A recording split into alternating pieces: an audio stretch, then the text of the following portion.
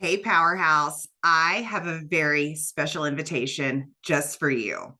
I would love to invite you to the Powerhouse Lawyers Retreat happening September 27th through October 1st in beautiful Ocean Isle, North Carolina. The Powerhouse Lawyers Retreat is a life changing experience that every single woman in law not only deserves, but needs. It's a 4-night getaway in a luxurious oceanfront home with all of your needs taken care of in a house full of other powerhouse women who want the exact same things as you. It's more than a mastermind and more than a community and more than just networking connections. Powerhouse Lawyers Retreat is like nothing that's ever been done before in the legal profession. The only words that I can come up with to describe it are life changing. And if you don't believe me, just ask any of the past attendees who describe it as lightning in a bottle. One of the best experiences of their life, changing the entire trajectory of their career, and a solid differentiation point between life before and after the retreat.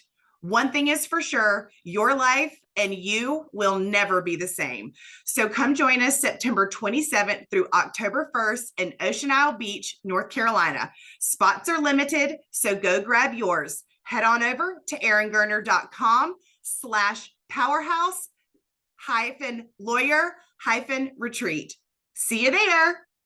Are you an ambitious attorney who is ready to build a life that you cannot wait to wake up for? Then you're in the right place. Welcome to Powerhouse Lawyers, a podcast for the powerhouse in each of us. I'm your host, Erin Gerner. And if you're ready to practice law differently, let's go.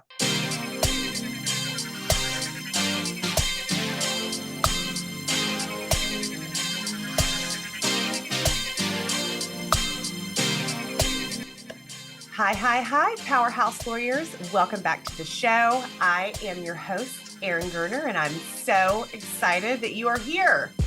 Okay, y'all, let's talk about overwhelm. We all experience it very frequently.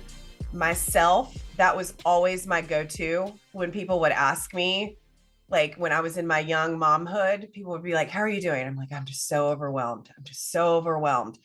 It is, all of my clients come to me overwhelmed and they don't really know how to get out of it or what is causing this feeling, because that persistent feeling of overwhelm causes terrible anxiety. It is a terrible anxiety of feeling like I have to do it all. If it's meant to be, it's up to me.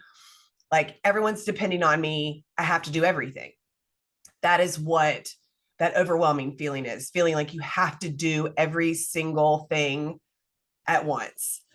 I mean, we know what that feels like, right? I was just thinking about this the other day. I'll just give you an example in my own life. I mean, this is insane. We've got lots of stuff going on. Kids are out for school, for the summer, blah, blah, blah, blah, blah.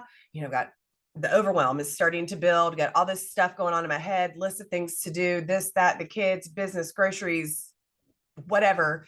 And I'm walking up and I look up the stairs and I'm like, we have never put those pictures back up on the wall that we did because we're in a rent house. I'm like, we've never put those pictures back on the wall. So just added that in my head and it just starts that chain reaction of, and you can actually feel it happening in your body too, of just getting so overwhelmed with like, oh my gosh, I don't even know where to start.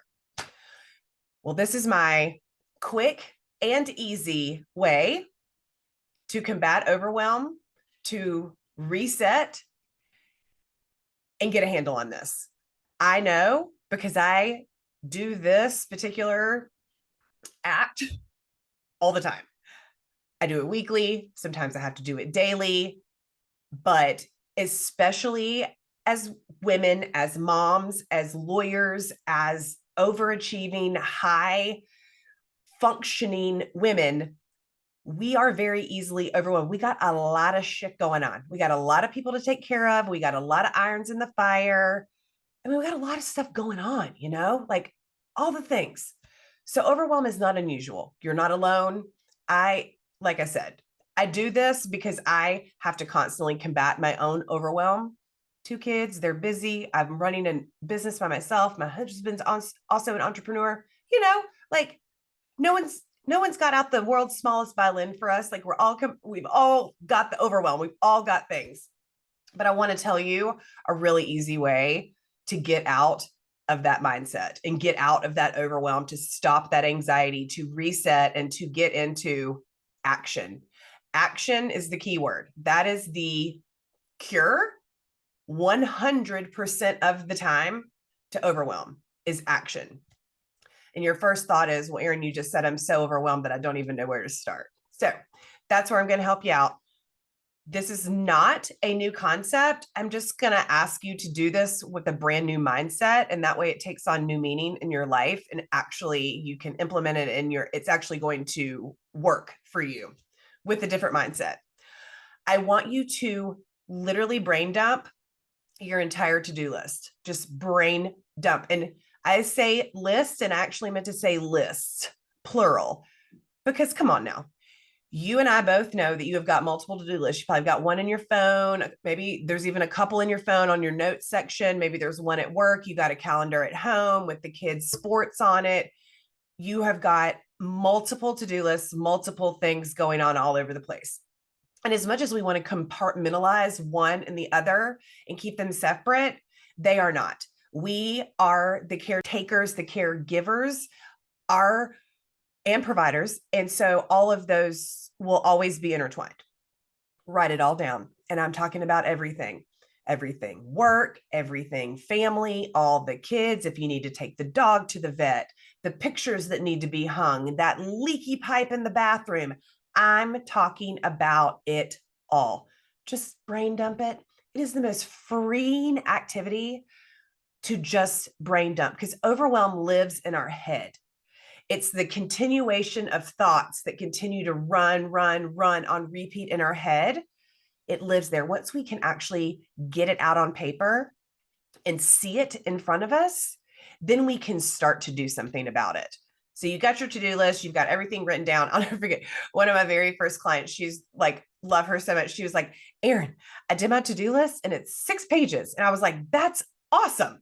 It's awesome that your to-do list is 6 pages. She's like, I know, but I never really thought of it that way. It's awesome that it's 6 pages, because the one thing it shows you is that you have way too much stuff on your to-do list. That is an impossible to-do list. Nobody could ever accomplish that in a week, a month, a year. Like, that's crazy town.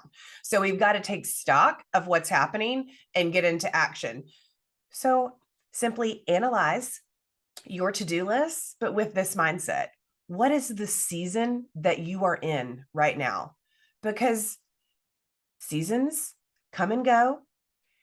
Everything's temporary. There may be a season that's happening in your life that's exceptionally busy. Maybe it is filled with extra challenges that you weren't aware of. Maybe you're taking care of an elderly parent. Maybe you're a new mom. Any multitude of things could be going on in a different season of your life. What season are you in? And now let's look at this to-do list and let's say, what can I eliminate and get rid of? Like, what on here is not even mine? Can I literally just cross out and be like, okay, well, that just needs to get off the list because that's not even mine. What can you delegate? This is where we have to ask for help. I know it's hard, but I'm telling you, asking for help is not a weakness. Asking for help is empowering you to be able to show up as your best self. What can we delegate? Where can you ask for more help? Where do you need more time to be able to do and get done what is important to you? Job, your priorities, your values, that kind of stuff. What stuff can you push off? What stuff is not important right now? That doesn't mean that it won't be important again, that you can't pick it back up. For instance, maybe you're a brand new mom and you're right back at the office after maternity leave. Yeah, you're probably not at the gym every single day. And I remember this time feeling like I should be at the gym doing all the things, but guess what? The season that you are in, maybe that is not a priority. Maybe that just needs to be pushed off for a while. Now, I'm not saying, my goal is not for anyone to ignore their health. That's not what I'm saying here. I'm just saying that in different seasons of life, it is okay to to move things off of your plate into the less important category until you can get back to them, until things and seasons change again, because they will. Everything is temporary. Seasons come and go. A season can be a day, a week, a month, a year, for goodness sake. So just being able to say, accept where we are in this season of life, looking at all of the things on this to-do list, what can you eliminate and get rid of? What can you delegate and what can you push off? And now that you know that, I want you to pick the easiest thing on that list and do it. I don't care if it's call the groomer and make an appointment for the dog. Done. Ask the babysitter to stay 2 extra hours on Wednesday. Done. Order home chef for the next 4 weeks for 3 meals a week. Done. I mean, little. It does not have to be the most important thing. I want it to be the simplest thing. And then I want you to do it, because that is getting into action. And every single time you get into action, you're like proving to yourself that, okay, I can do this. I can do this. I just got to take one step. I just got to take one step. Once you take the first step, the next step reveals itself, and so on and so forth. So we're talking about a simple to-do list. Just brain dump that thing out, brain dump it. I don't care how many pages it is, and sit down with compassion and grace for yourself, for an awareness and an acceptance of what season in life you are in, a recognition what is important to you in this season, and then getting into action and start checking things off the list. And do the easiest first. Do them the easiest first. If you start with the hardest thing, you'll procrastinate again. So just get into the easiest thing. And once you get into motion, the next step always reveals itself. So I hope that was very helpful. I do this all the time, this activity. And my other little side note that I want to leave you with before I go, because this has been my new soapbox advice that I have given everyone, clients, friends, fellow lawyers, all of the things, because we do get so overwhelmed and we are so busy and there's so much going on in our mind that we are on autopilot. I mean, science shows that, we're on autopilot 95% of the time. Like only 5% of our brain is conscious. We're operating in on autopilot. That's how you drive to Target and don't remember how you got there. So we have to create the space and the time to quiet our mind and to get still. And you may be laughing Erin, when the heck am I going to do that in the other 160-mile-an-hour race that I'm running? This is when you're going to do it. You are driving in the car at some point in your day, either to take your kids somewhere, you're in the car at some point. I want you to turn off the radio and I want you to drive in silence. You may be like, Erin, that is the craziest, easiest thing to do. Yeah, it is the craziest, easiest thing to do. But I'll tell you what will happen for us busy bees. Turn that radio off. You can feel yourself starting to get uncomfortable and to maybe twitch and have an inclination to want to turn it back on. Because what's happening now is we're actually quiet with our thoughts and they're starting to come up and it's making us uncomfortable, right? We're like, oh my gosh, I'm thinking all of these things and they're starting to come in, and it's hard to sit there in our thoughts. It's easier just to be on autopilot and not have to think about anything. But I urge you to sit in that uncomfortableness. Do it for 5 minutes one day, maybe 10 the next, and sit there. Sit with your thoughts, let them come through. Do not judge them. Yeah, maybe you zone out and just don't think about anything. That's beautiful, because you know what happens? Some of your most creative thoughts come through. You allow yourself to listen to your intuition, that those light bulb moments, or that hit you just got.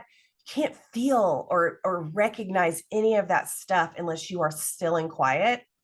And the easiest place to get that is in your car with the radio off.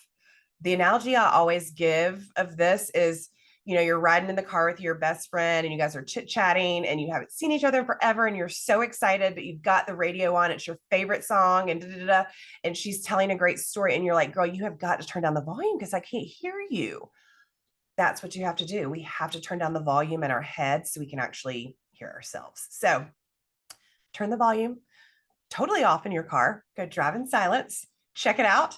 Let me know what you think about it. I can't wait to hear. Let me know how the revamped to-do list goes. What you've eliminated, what you've delegated, what you get rid of, what you've decided to push off. Let me know how writing in silence is. I want to know what your favorite part about it is, what the most creative thing that comes to you. Take a picture of this episode, tag me on social media, share it with a fellow sister in the law. And the way we get this message out to more people, you guys, is please, please, please leave a review.